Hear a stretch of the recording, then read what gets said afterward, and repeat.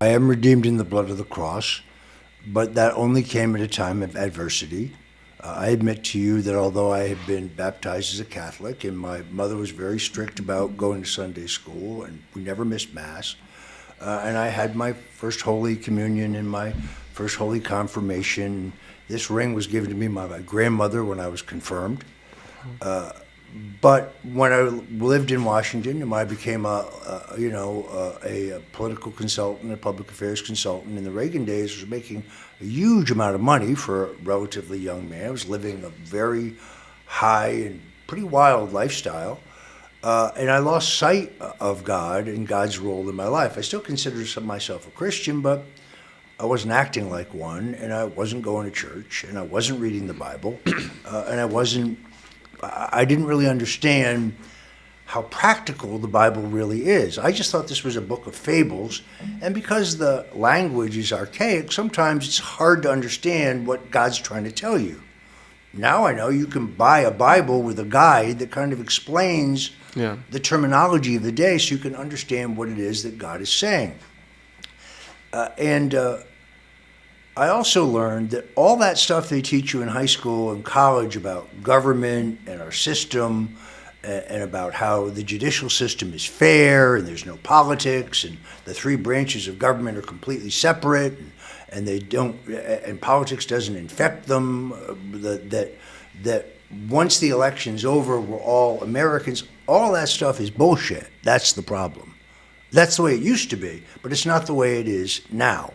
So what's happened is Republican Democrat, while it's quaint and while I have a sentimental attachment to the old party of Lincoln and Goldwater, Reagan, so on, that's not really what matters. What matters is that you have a ruling global elite bent on acquiring power and money and control of people's lives, but they do not believe in God. God is completely antithetical to what they believe. They believe in a godless society.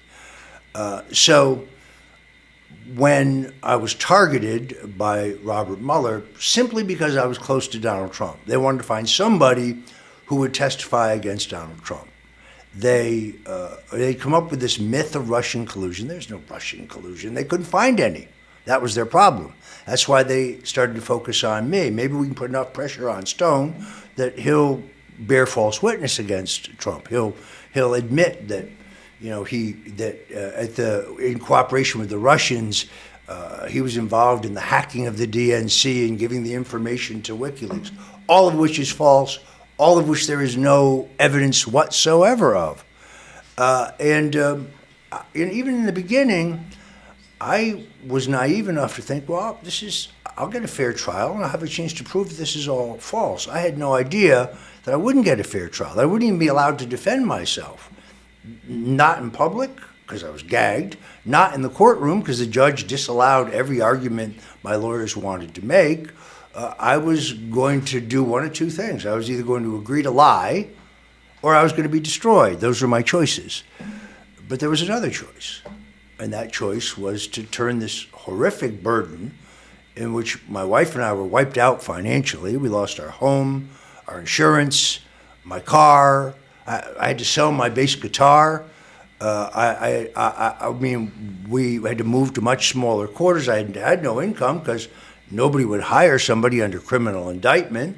The newspapers kept saying I was a Russian spy. Why did I get in politics again? Oh, because I was an anti-communist. How much sense does that make? So it was in that period, as I said, that I had an opportunity to meet Franklin Graham, who was Billy Graham's son, a great, great apostle for the Lord. And it's not that I didn't have other clerics, priests, rabbis, pastors, all telling me to turn to God. They were telling me, but I wasn't hearing it. I was reading the Bible, but I wasn't feeling it.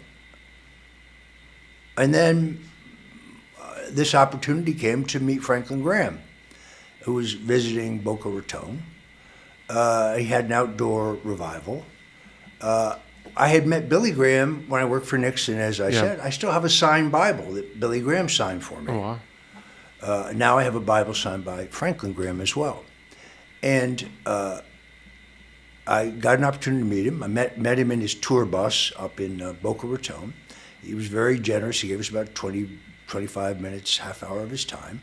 And I was still thinking politically. I said, look, Reverend Graham, they're going to lynch me here. I'm going to be killed. There's really only one way out for me, and that's executive clemency. I can't approach the president. My lawyers won't let me talk to the president. President's lawyers won't let him talk to me. So I went from talking to him virtually every day to not talking to him at all. I don't know how much he knows about my case. I don't know how much he knows about what they're trying to do to him through me. Maybe you can put in a good word for me. And he said, well, I'll see what I can do about that. But let me give you a much, much better piece of advice. Because you appear to be a man under enormous stress and under enormous pressure. You need to turn your burden over to the Lord. You need to get right with Christ. You need to confess your sins. You need to put all of your faith in Him. Replace your fear with faith. Replace your fear with faith. Remember him saying it very specifically. And I think you will find if you do that, and if you're sincere, if it's real, He will lift you up and He will deliver you from your persecutors.